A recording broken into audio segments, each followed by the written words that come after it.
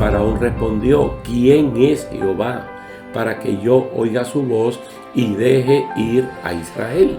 Él hace una pregunta y en el mismo versículo 2 él la contesta: yo no conozco a Jehová, ni tampoco dejaré ir a Israel.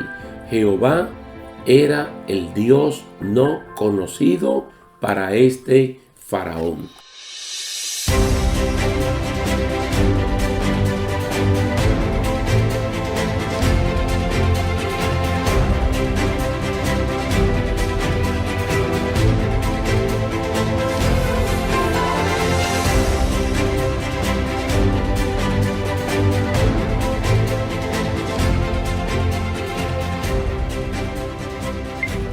Dios me les bendiga, mis queridos hermanos. Es un placer estar de nuevo con ustedes para que continuemos estudiando la Iglesia del Nuevo Testamento.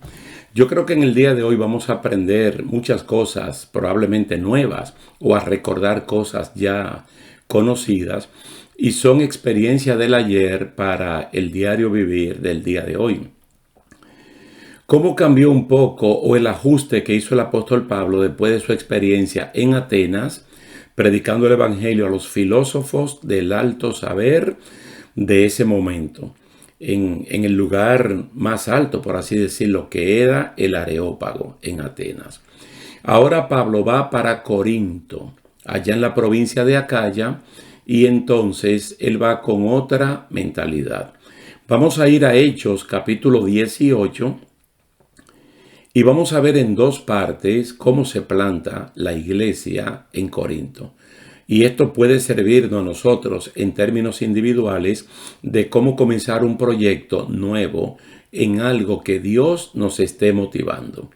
Hechos capítulo 18, vamos a ver los primeros 12 versículos en esta primera parte y cuando Dios lo permita en la segunda parte vamos a ver desde el 13 hasta el 21. Pero ahora nos concentraremos en este primer bloque.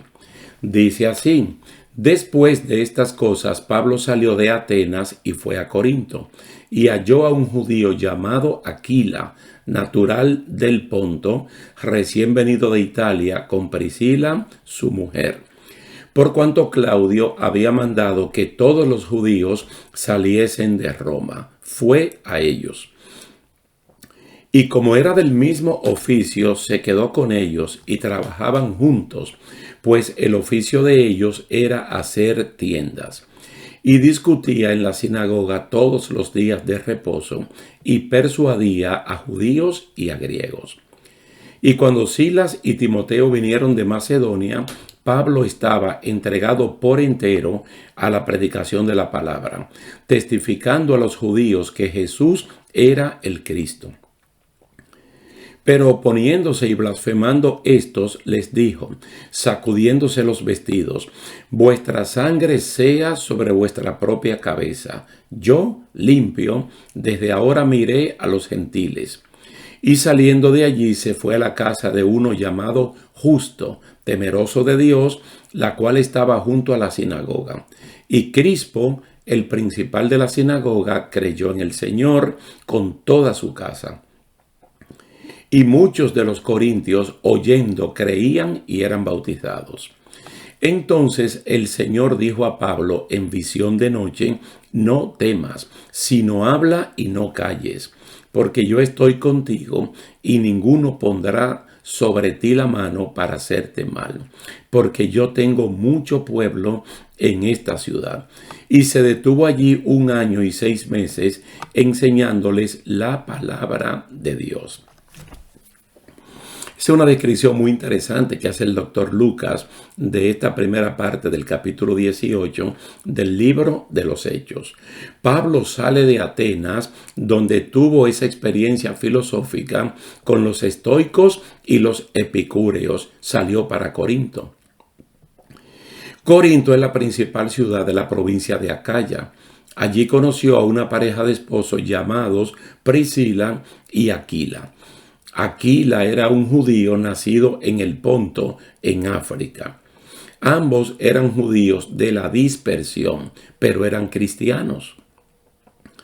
En ese tiempo, el emperador romano Claudio había mandado un decreto o había escrito un decreto mandando que todos los judíos tenían que salir de Roma, la capital del imperio.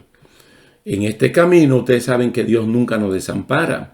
Mientras el equipo ministerial de Pablo viene desde Berea, en Macedonia, Dios junta a Pablo con Priscila y Aquila, ya que los tres, además de ser buenos ministros del Evangelio, eran fabricantes de tiendas o carpas. Según el criterio mío, lo que yo pienso, yo siempre he creído que Gamaliel, el instructor del apóstol Pablo, cuando se llamaba Saulo todavía en Jerusalén, él enseñaba a los estudiantes artes manuales, artesanía, manualidades, para que fueran más útiles en el ministerio. Aquí notamos que Pablo, al igual que Priscila y Aquila, sabía hacer tiendas de campaña o carpas. Entonces vemos a Pablo haciendo asociación con ellos para trabajar ese oficio que ya había aprendido, pero sin descuidar el ministerio. Y cada día de reposo discutía en la sinagoga y persuadía tanto a los judíos como a los gentiles, siempre demostrando por las escrituras que Jesús es el Mesías. Nosotros podemos encontrar aquí un principio inmediato, no solamente para plantar iglesia, sino para aplicarlo en el tiempo moderno en el cual nosotros estamos viviendo, porque a veces nos vamos de boca, nos vamos de un solo lado. O 100% iglesia o 100% trabajo, cuando lo que tenemos que hacer es un balance de acuerdo a lo que Dios nos ha mandado, a trabajar, pero sin descuidar lo espiritual. Entonces aquí vemos a Pablo con Priscila y con Aquila trabajando en lo material, pero no descuidando su relación espiritual o el compromiso que tienen de dar testimonio de Jesucristo. Entonces otra vez uno se puede preguntar qué era lo que Pablo discutía con la gente. El término discusión, hablar, dialogar. De manera coloquial, yo te digo, tú me dices, preguntas, respuestas, intrigas, cualquier cosa para llegar siempre a la verdad del Evangelio. Él lo que está diciendo es que Jesucristo es el Mesías, especialmente a los judíos, que Cristo es el Cordero de Dios que quita el pecado, tal y como él lo relata en 1 Corintios capítulo 2, verso 1 al 5. Esto viene posteriormente, ¿verdad? Cuando la iglesia está plantada, que Pablo ya se va, él mandó 2 cartas. En la primera carta, en el capítulo 1, verso 2 al 5, verso 1 al 5, él dice lo siguiente: así que, hermanos, cuando fui a ustedes para anunciarles el testimonio de Dios, no fui con excelencia de palabras de sabiduría, lo que sí utilizó en Atenas, su última parada ministerial. Pues me propuse no saber entre ustedes cosa alguna, sino a Jesucristo. Centrar todo en la persona de Jesucristo y a este crucificado, es decir, hacer un énfasis en el punto donde Cristo realmente cumple con el Antiguo Testamento como el Cordero de Dios que quita el pecado del mundo, porque muere. Y estuve entre ustedes con debilidad y mucho temor y temblor. Y ni mi palabra ni mi predicación fue con palabras persuasivas de humana sabiduría, como utilizan los filósofos griegos de Atenas, sino con demostración del Espíritu y de poder, para que vuestra fe no esté fundada en la sabiduría de los hombres, sino en el poder de Dios. En esa sofía, que es la filosofía, desde el punto de vista griego, no puede estar fundamentada la fe de ninguno de nosotros, sino en el poder de Dios, en el poder de Dios. Entonces Pablo trata de convencerlo de hacerse seguidores de Jesucristo y no de él. Por eso es que cuando él utiliza el término mucho temor y temblor, Pablo lo que está haciendo es presentando a Jesucristo como el centro y él retirándose a un lado, para no ser él la atracción, sino que la atracción sea Jesucristo, aquel que tiene que ser levantado para que toda persona que acuda a él se pueda salvar. Mientras los filósofos griegos y muchos religiosos de este tiempo y personas del ministerio de este tiempo atraen la persona hacia ellos, haciéndolos dependientes de ellos, el apóstol Pablo, con mucho temor, con mucho temblor, para que no fueran a confundirlo, como desafortunadamente pasó en Corinto, que el pueblo confundió a Pedro, a Pablo, a Apolos y al mismo Jesucristo, dividiéndose en 4 partes. Él lo hacía para presentar solo a Cristo. Entonces hay que notar que cuando el equipo misionero llega, Pablo ya está entregado 100%, por entero, a la predicación de la palabra, testificando a los judíos que Jesús era el Cristo. Parece que ya no siguió en el oficio de hacer tiendas de campaña con Priscila y con Aquila y retornó a la predicación a tiempo completo, no solo los días de reposo, que es el día que básicamente observaban los judíos, pero que los gentiles no estaban obligados a hacer esto. Entonces los judíos que esperaban al Mesías prometido oyeron hablar de Jesucristo, pero rechazaron ese mensaje, insultando incluso a Pablo y presentando resistencia. No todos, lógicamente, porque siempre hay un sector que rechaza, pero siempre hay personas que su corazón lo inclinan, lo disponen para oír la palabra de Dios. Y cuando la persona escucha la palabra de Dios, la fe se transmite por el buen oír, por el escuchar. Entonces la iglesia de hoy, como aquella iglesia del siglo I, debe predicar el evangelio, oiga la gente o no oiga. Pero esa es nuestra responsabilidad.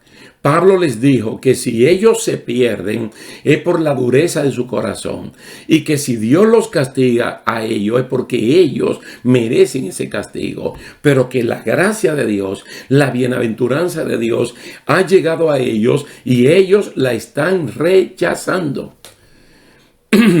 Entonces dice que Pablo, saliendo de allí, se fue a la casa de uno llamado Justo. Mira, todavía nosotros no hemos llegado al versículo 9, donde el Señor en visión nocturna le habla a Pablo para levantar sus ánimos, diciéndole que él allí tiene pueblo. Pero mire, antes de llegar a ese punto, que aparece una persona cuyo nombre es Justo y que la misma Biblia dice que es un temeroso de Dios y que la casa de este hombre estaba al lado de la sinagoga. Entonces Pablo fue y se hospedó allí. Entonces el principal de la sinagoga, llamado Crispo, creyó en el Señor Jesucristo y no lo hizo solo, lo hizo con toda su casa. Entonces cuando los corintios vieron que el principal, una especie de pastor de la sinagoga en Corinto, aceptó a Jesucristo como el Mesías prometido, ellos hicieron lo mismo.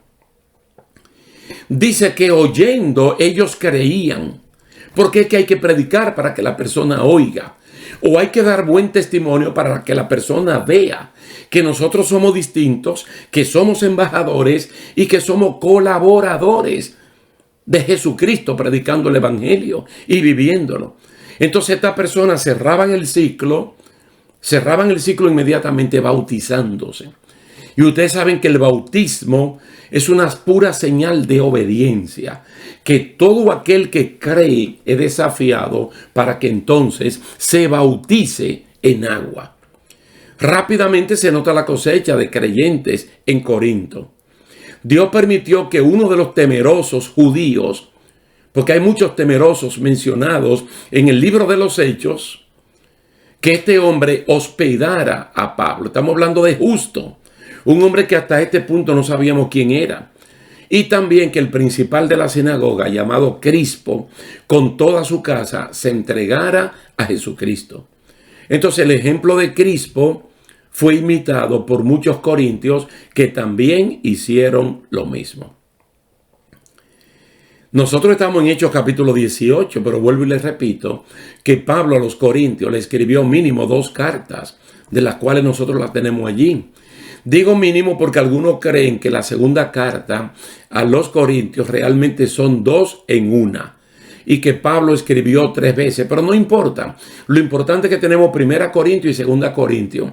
Y si la tercera está allí involucrada, pues está allí, no se perdió nada.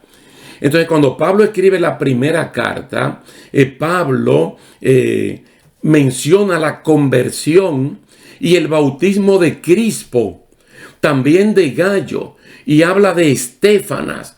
Y dice que Estéfana, Crispo y Gayo se convirtieron con toda su familia.